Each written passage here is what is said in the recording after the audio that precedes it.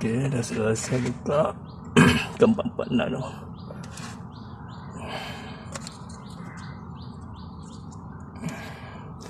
Nah, patutlah.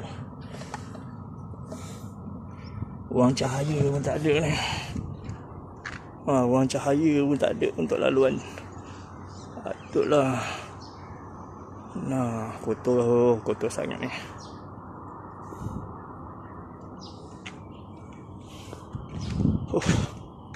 Tapi spray guna throttle body tu. Sekejap.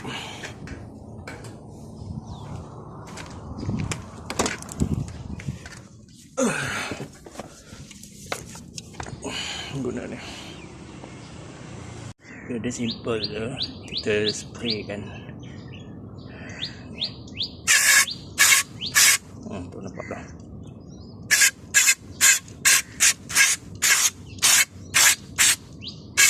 Mau puas hati buat dia ni. Hilang. Ini barulah. Sedap tekan.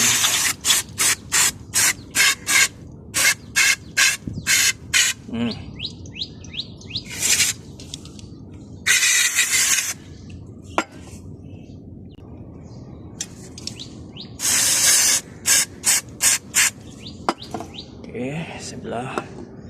Kotor. Tengok macam mana kotor dia.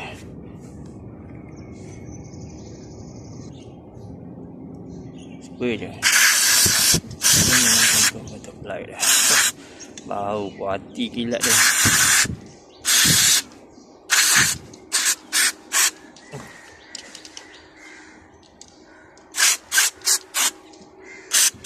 Nampak beza dia kan.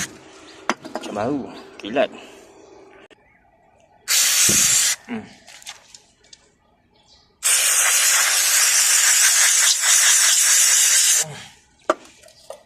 Kita nak bagi macam baru.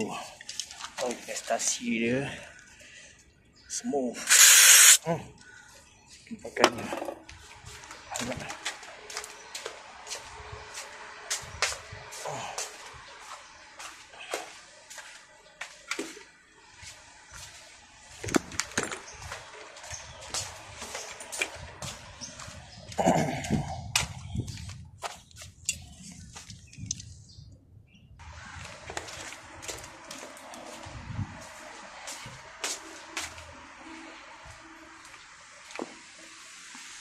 Kalau boleh lihat, boleh nampak dah ada lubang dah. Lubang cahaya untuk melalui dia melalui lubang-lubang tu lah. Kalau tak, dia menutupi karbon-karbon tu. So dia jadi tak smooth lah.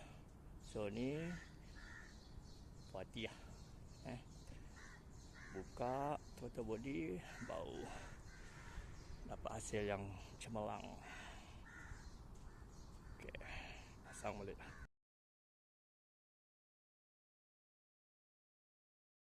Kita pasang balik. Mula macam mana buka, macam tu lah pasang. Pasangnya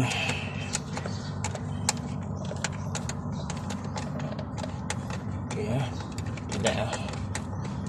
Macam bau puas hati okey.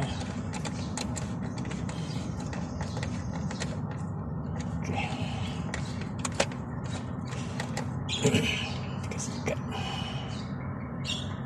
Okey, dah saya terpasang. Sekejap lagi pasang balik lah. Pasang balik. Ni kan. Masuk sini. Kat ni, kat sini. Okey.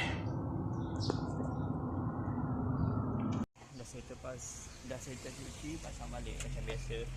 Ada orang, dia orang buka box ni untuk buka apa? Untuk senang, untuk lapangkan lagi lah. Tapi actually box ni tak payah buka, tak apa. Tak apa. Tak payah banyak susah kerja pasang. Okey.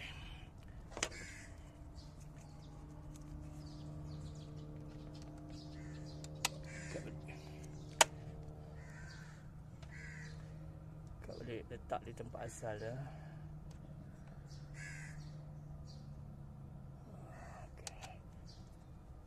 Sure apa? Okay. Yang ni bersama.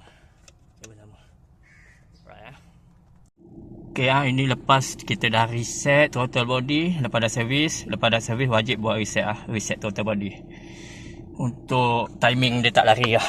Okay, so memang cantik lah, bacaan dia memang cantik, dah tak ada lagi sengguk-sengguk ataupun dia smooth lah. Puas hati lah selepas kita cuci throttle body.